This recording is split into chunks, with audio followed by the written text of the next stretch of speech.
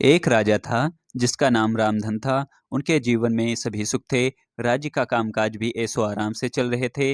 राजा के नैतिक गुणों के कारण प्रजा भी बहुत प्रसन्न थी और जिस राज्य में प्रजा खुश रहती है वहाँ की आर्थिक व्यवस्था भी दुरुस्त होती है। इस प्रकार हर क्षेत्र में राज्य का प्रवाह अच्छा था। इतने सुखों के बाद भी राजा दुखी था क्योंकि उसकी कोई संतान नहीं थी। यह गम राजा को अंदर ही अंदर सताता रहता था। प्रजा को भी इस बात का बहुत दुख था। वर्षों के बाद राजा की यह मुराद पूरी हुई और उसे एक पुत्र की प्राप्ति हुई। पूरे नगर में कई दिनों तक जश्न मना। नागरिकों को राजमहल में दावत दी गई। राजा की खुशी इस खुशी में प्रजा भी झूम रही थी। समय बीतता जा रहा था। राजकुमार का नाम नंदन सिंह रखा गया। पूजा पाठ एवं इंतजार के बाद राजा को संतान प्राप्त हुई थी, इसलिए उसे बड़े लाड प्यार से रखा जाता था। लेकिन अत किसी बात की अच्छी नहीं होती। अधिक लाड ने नंदन सिंह को बहुत बिगाड़ दिया था। बचपन में तो नंदन की सभी बातें दिल को लुभाती थी, पर बड़े होते होते यह बातें बदतमीजी लगने लगती।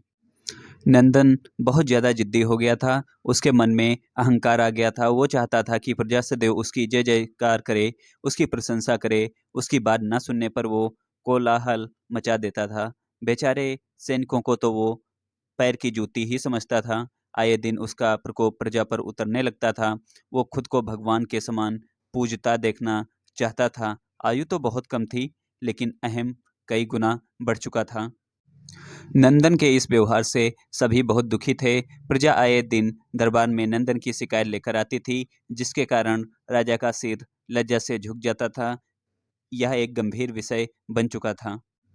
एक दिन राजा ने सभी खास दरबारियों एवं मंत्रियों की सभा बुलाई और उनसे अपने दिल की बात कही कि वे राजकुमार के इस व्यवहार से अत्यंत दुखी हैं। राजकुमार इस राज्य का भविष्य हैं। अगर उनका व्यवहार यही रहा तो राज्य की खुशहाली चंद दिनों में ही जाती रहेगी। दरबारी राजा को सांत्वना देते हैं और कहते हैं कि आप हिम्मत रखें, वरना प्रजा निसहाय हो जाएगी। मंत्री ने सुझाव दिया कि राजकुमार को एक उचित मार्गदर्शन एवं सामान्य जीवन के अनुभव की जरूरत है। आप उन्हें गुरु राधागुप्त के आश्रम भेज दीजिए। सुना है वहां से जानवर भी इंसान बनकर निकलता है। यह बात राजा को पसंद आई और उसने नंदन को गुरुजी के आश्रम भेजा। अगले दिन राजा अपने मंत्री के साथ गुरुजी के आश्रम पहुंचे। राजा ने गुरु राधागुप्त के साथ अकेले में बात की और नंदन के विषय में सारी बातें कही।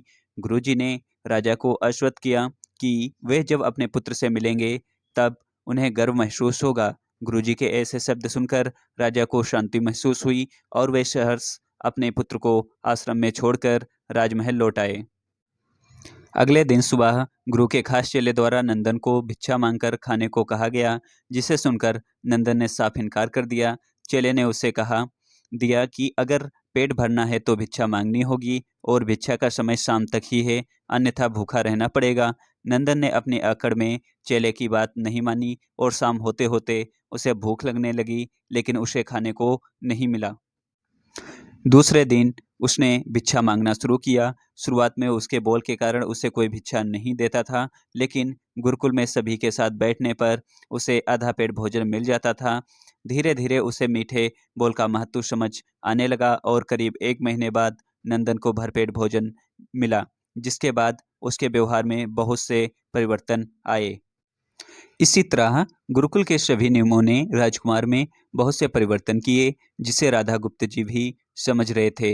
एक दिन राधागुप्त जी ने नंदन को अपने साथ सुबह सवेरे सैर पर चलने को कहा। दोनों सैर पर निकल गए। रास्ते भर बहुत बातें की। गुरुजी ने नंदन से कहा कि तुम बहुत अधिक बुद्धिमान हो और तुम में बहुत अधिक ऊर्जा है, जिसका तुम्हें सही दिशा में उपयोग करना आना चाहिए।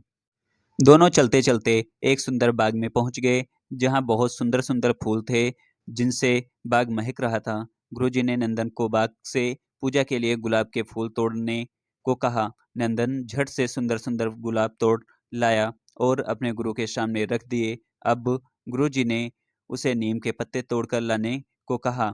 नंदन वो भी ले आया। अब गुरुजी ने उसे एक गुलाब सूंघने दिया और कहा, बताओ कैसा लगता है। नंदन ने गुलाब सूंघा और गुलाब की बहुत तारीफ की।